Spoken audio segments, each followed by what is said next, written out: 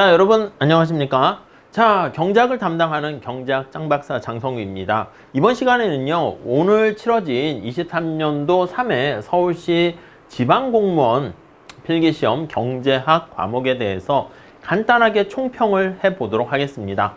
자, 우선 자세한 해설 같은 것들은 우리가 나중에 다시 말씀드리고, 혹시 시험을 준비하시는 분들 또는 이번 시험이 좀 어려운 거야, 쉬운 거야, 같이 한번 보신 분들 체크해 보도록 할게요. 아시겠죠? 근데 개인적으로는 점수 매기기보다는 여러분들께서 채점을 해가지고 이렇게 합격 예측 그 정도 올리시는 것도 괜찮긴 하지만, 너무 긴장하고 하시기보다는 끝나셨으니까, 고생 많이 하셨으니까 이렇게 밝은 표정으로 시험장을 나오면서 약간 쌀쌀할 수는 있겠지만 단풍 구경도 하시고요, 좀 여유를 가지시는 게 더 좋지 않을까 하는 생각을 해봅니다. 자, 같이 문제 경향이 어땠는가 한번 살펴보도록 하겠습니다. 1번은요, 거시경제에 관련한 내용으로서 삼면 등가의 법칙을 얘기하는 거네요. 자, 주입과 누출 어떻게 하죠? 튜브를 가지고 생각하는 거예요. 튜브 속에서 밖으로 나가는 게 누출이고 들어오는 게 인젝션, 이렇게 해서 누출과 주입 판단하는 것인데, 요거는 거시경제 얘기고 난이도는 쉬웠던 것 같고요. 다음 2번 문제는요, 수요 공급 가지고요, 시장에서 가격 상한제를 실시했을 때 얼마만큼, 당연히 기본적으로는 상한제를 실시했으니까 균형 가격보다 낮은 수준에서 결정이 되겠죠. 그래서 요 계산을 하시는 문제입니다. 저희 계산 문제고 미시 파트에 해당하는 건데, 이렇게 되면 초과 수요가 얼마가 되니 요거 계산하는 건데, 난이도는 어렵지 않은 것 같습니다.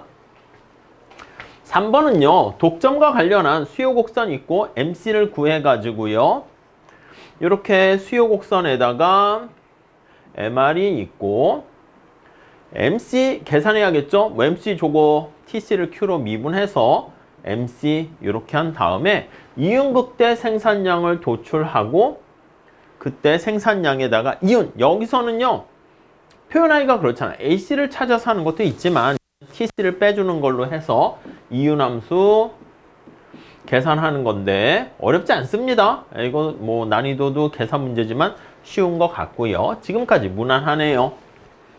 4번은요, 생산함수가 있을 때 A가 솔로 레지듀얼 해가지고 기술 진보 관련된 게 여기에 들어간다고 보시면 되겠죠. 각각에 대한 요거 1인당으로 바꾼 겁니다. 요게 성장 회계 관련한 그로스 어카운팅 얘기인데 계산 문제입니다. 거시 문제고요. 요거 각각에 찾아서 1인당으로 표현하는 거 보시면 되겠고, 이것도 그렇게 어려운 얘기는 아닌 것 같습니다. 오케이. 자, 이거 L로 표현하는 거니까 L로 표현해서 Y는 A 놔두고 K의 3분의 1 이렇게 되면 요거 변화율로 표현하는 거죠. 그래서 곱하기는 더하기가 됩니다. 가중치가 돼요. 가중치가 돼서 이런 식으로 나타내는 거, 이렇게 보시면 되겠죠. 간단하게 풀 수 있는 문제인 것 같습니다. 자, 이거 외부성 문제인데요, 문제는 좀 지문이 길지만 가장 기본적인, 여기 보시면 외부 효과가 존재할 때, 그리고 외부 비용을 고려하지 않은 균형량이니까 사적인 거죠. 사적인 최적 생산량과 사회적인 최적 생산량을 구하는 문제가 되겠습니다. 자, 기본적인 그림은 어떻게 그려요? 이렇게 보셔서 수요 곡선 저기 있잖아. 공급 곡선 나타내면 얘가 PMC 공급 곡선이고, 외부 비용만큼을 더해야 돼. 3단위만큼의 비용을 유발합니다. 그럼 원래 이제 기본적으로는 평행하게 갈 수 있겠지만 기본 그래프는 이렇게 되는 거죠. SMC 해가지고 여기가 사회적인 최적, 사적 최적, 이렇게 구하는 건데, 이것도 그냥 연습 많이 했기 때문에 또 응용하는 문제도 아니었기 때문에 쉽게 문제를 풀 수가 있었을 것 같습니다. 6번은요, 여기 보시면은요, 거시 관련된 계산 문제인데 경제활동 참가율, 고용률, 실업률 이렇게 구하는 거네. 15세 이상 인구를 대상으로 해서요, 15세 미만은 빠집니다. 빠지고 15세 이상 인구 중에서 일할 의사가 없는 사람들을 비경할 인구고요. 일할 의사가 있는 사람들을 15세 이상 인구 중에서 경활 인구인데 실업자와 그리고 취업자 이렇게 돼서 여기 나와 있는 실업률은 어떻게 구해? 실업률은 요거지.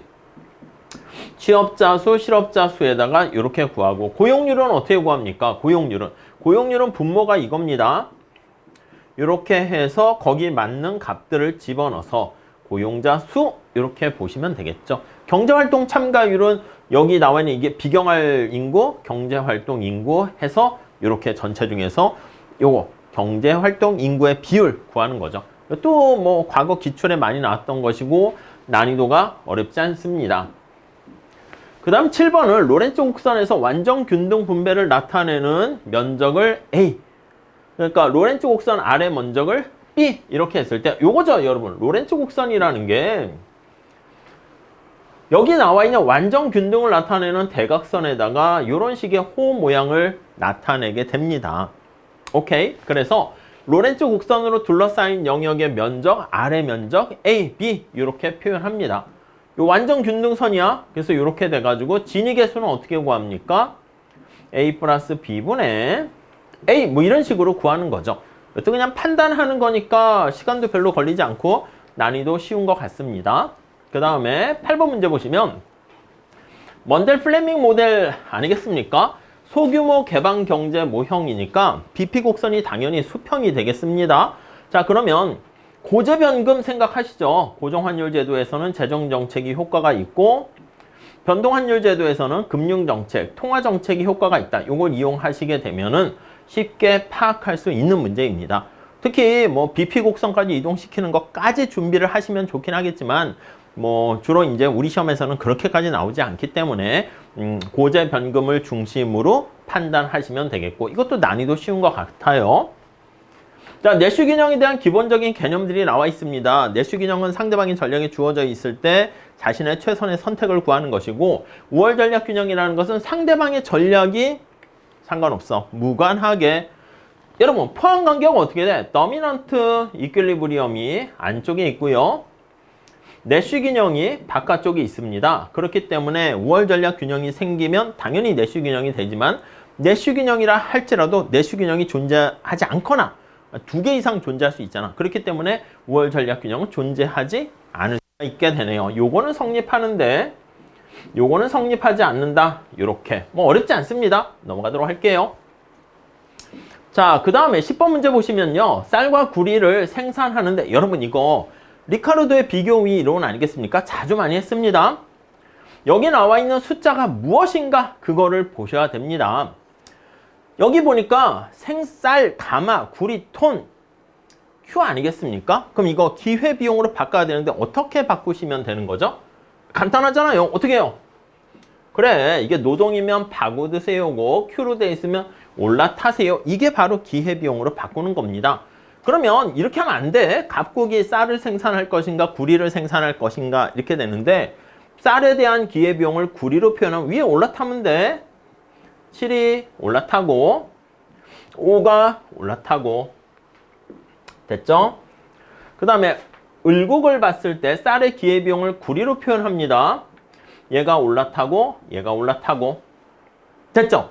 자 그러면 여기 살펴봤을 때 어떻게 됩니까? 얘는 2분의 1이니까 구리는 을국이 기회비용이 훨씬 더 낮아서 비교위가 있고 갑국은 쌀의 비교위가 있다. 이렇게 보시면 되겠고 더 나가서는 교육 조건까지 따지는 거지. 교육 조건은 어떻게 돼? 왜 그치? 이렇게 쌀이다 그러면 2와 여기 나와 있는 5분의 7 사이 구리는 2분의 1과 7분의 5 사이 간단하죠. 교육 조건까지 우리가 체크하셔야 됩니다. 뭐 나중에 다시 한번 설명을 드리도록 할게요. 자, 여가 소득의 선택 모형입니다. 그래서 여가가 정상제일 때 기본적으로 봤을 때 임금이 올라가게 되면 이거 암기하시면 안 된다고 그랬습니다. 두 가지가 있어. 대체 효과는 뭐야?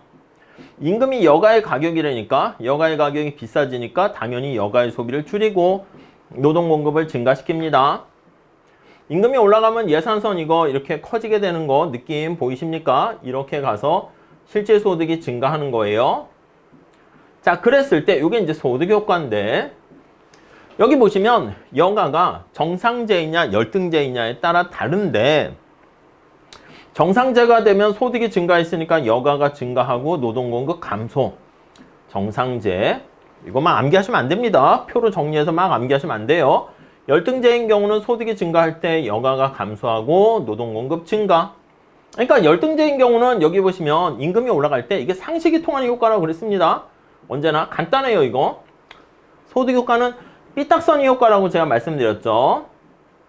자, 그래서 상식이 삐딱선을 이기느냐 못 이기느냐인데 열등제는 언제나 후방골절하는 상황이 발생하지 않고요.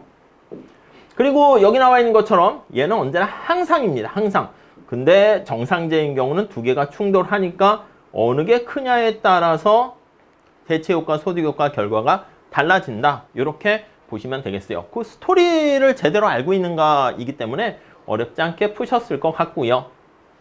다음 12번. 통화정책의 전달 경로에서 이자율, 자산가격, 대차, 대조표, 경로 이런 것들 뭐 흔히 많이 봤던 거네요. 어렵지 않고 넘어가도록 하겠습니다.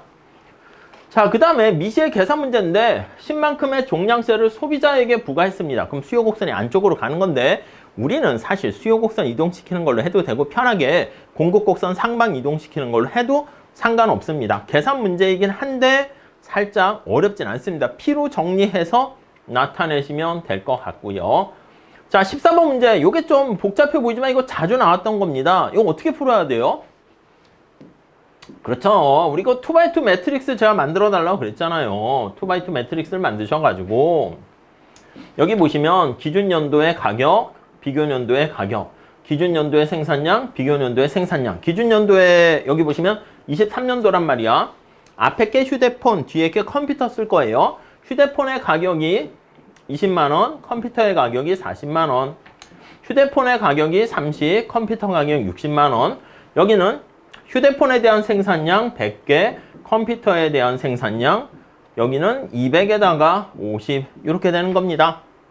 자, 그래서 우리가 각각의 명목 GDP는 이거지. 기준 연도의 명목 GDP, 비교 연도의 명목 GDP 요걸 A, B, C, D 하면 A와 D는 각각의 명목 GDP고 실질 GDP 표현하면 기준 연도의 가격을 가지고 하는 거니까 기준 연도는 명목 GDP랑 실질 GDP가 똑같습니다. 그리고 비교 연도의 실질 GDP는 이 C값 구하면 되고요. 거기다가 이제 여러 가지 라스파이레스, 파세 물가지수, 소비자 물가지수 등등등 이런 거 얘기할 때 우리가 사용하는 거 있지 않습니까? 그래서 별로 어렵지 않게 계산 문제긴 한데 뭐 간단한 문제였다는 거 알 수가 있을 겁니다.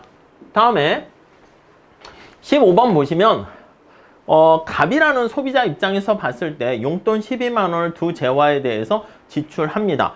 완전 대체제로 인식하기 때문에 MRS가 어느 게 큰가에 따라서 구석해가 발생할 수 있다는 거 생각을 하시면 될 것 같습니다. 오케이? 두 재화를 완전 대체제로 인식하니까 근데 대체하는 비율이 X제 한 단위를 얻기 위해서 Y제 세 단위를 포기할 의향이 있습니다. 여러분 그러면 MRS가 떠올라야 돼. XY 할 때 X를 좋아해요? Y를 좋아해요? X를 훨씬 좋아하는 거잖아. 그러니까 이게 MRS가 3이겠어요? 3분의 1이 되겠어. X를 Y를 기준했을 때 좋아하는 정도가 3배이기 때문에 3 이렇게 된다고요. 자, 그 다음에 여기 보시면 X의 가격이 Y의 가격보다 2배 비싸대. X의 가격이 Y의 가격보다 2배 비싸대. 그러면 이게 두 개 같을 때는 예산선과 무차별곡선이 딱 겹치기 때문에 우리가 예산선상의 모든 선택점이 다 우리가 효용극대화 선택점이 되는데 이렇게 되면 구석해가 됩니다. X제를 좋아하지 않겠습니까? 그럼 자기가 가지고 있는 걸 가지고 X제만 구입하게 되는 구석해가 발생하게 된다라는 걸 찾는 거죠. 뭐 그림까지 굳이 그릴 것도 아니긴 해요. 근데 살짝 그림 그려놓으면 더 좋긴 하죠. 난이도 어렵지 않았습니다. 다음 16번. 통화 공급을 증가시킬 수 있는 간단한 거죠. 공개시장에서는 본드를 매입하게 되면 돈이 나가고 법정 지급 준비율과 재할인율을 인하하게 되면은 역시 통화량이 증가하는 뭐 일반적인 통화정책 관련한 얘기입니다. ADAS 관련한 모형에서 유가 상승이라든가 신기술 개발은 AS 곡선을 이동시키는 것이고 정부의 지출과 텍스 이건 총수에 영향 미치는 것이죠. 자, 그랬을 때 뭐 계산하시오도 아니고 우측 좌측 이동이니까 쉽게 문제를 풀 수 있었을 것 같습니다. 그 다음에 여기 나와 있는 저축, 소비, 정부 지출 나와 있을 때 y를 구하세요. y는 CIG 그런 것들 이용해서 나타나게 되는 것이죠. 폐쇄 경제니까 어떻게 됩니까? 기본적으로 여기식에서 나오는 거야. C, I, G 여기 대입을 하는 겁니다. 오케이? 개방 경제면 수출 수입이 들어가겠지만 이것도 어려운 문제는 아닌 것 같습니다. 다음 19번에 보시면 내 미시경제학에서 이 생산함수의 특성을 보는 거죠. 0.9 알파, 베타, 0.6, 0.9 더하면 이게 1보다 크잖아. 그러니까 알파 플러스 베타가 1보다 크니까 규모에 대한 수익이 체증하는 것이고요. 각각에 대한 한계 생산은 어떻게 돼? 굳이 계산할 필요 없습니다. 느낌 있지 않습니까? 저거? 느낌, 그렇죠. 아니, y가 L, K 뭐 이렇게 있어. 그러면 이게 L이 증가할 때 Y면 이게 K가 상관없으니까 기울기가 K가 돼서 이렇게 되면 한계 생산이 일정하게 될 텐데 근데 저기 나와 있는 것처럼 Y가 L에 이런 것들 감을 많이 저는 심어 드리려고 하는데 0.9면 아니 우리 관심사가 L이야. 그럼 K를 고정시켜 없다고 치세요.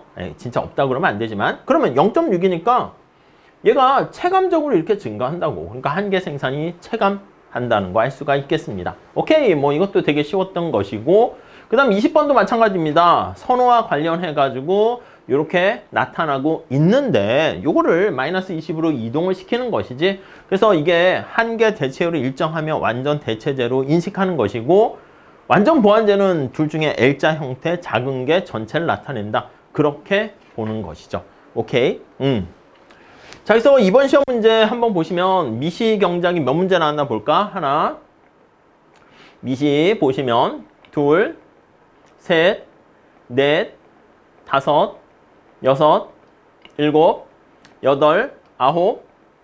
9개가 나왔으니까 한 절반 정도 나왔고요. 거기다 국제무역론도 살짝 집어넣게 되면은 그냥 언제나 미시 반, 거시 반 이렇게 보시면 돼요. 국제금융론은 거시에 넣으시고요. 계산 문제가 어떻게 몇 문제인가 볼까요? 한 문제, 둘, 셋, 넷, 다섯, 여섯, 일곱, 여덟, 아홉, 열하나. 그러니까 한 절반 정도 나온 거 할 수 있죠. 그래서 약간 이상한 지역적인 문제 나오기보다는 그냥 약간 정형화된 가장 일반적인 문제가 출제가 되었고요. 뭐 여기 뭐 복잡한 ISLM이라든가 이런 것까지 나오진 않았고요. 어떻게 보면 진짜 원론 수준에서 문제가 출제된 것을 알 수가 있고요. 계산 문제가 한 절반 나왔는데 그렇게 난이도가 높거나 그렇지는 않았습니다. 그리고 미시반, 거시반 이렇게 나왔고 예전과 마찬가지로 무난하게 나왔습니다. 그래서 제 수업을 듣고 그냥 문제 좀 풀으셨던 분들은 실수를 하면 한 문제 정도는 실수할 수 있겠지만 거의 다 맞는 게 이번 시험에서는 그래도 어느 정도 공부를 제대로 하셨으면 쉽게 다 만점을 받지 않았을까 하는 생각을 해봅니다. 아무튼 보신 분들 고생하셨고요. 좀 쉬시면서 결과를 기다려 보시는 것도 괜찮을 것 같습니다. 자, 저는 이만 물러가도록 하겠습니다. 감사합니다.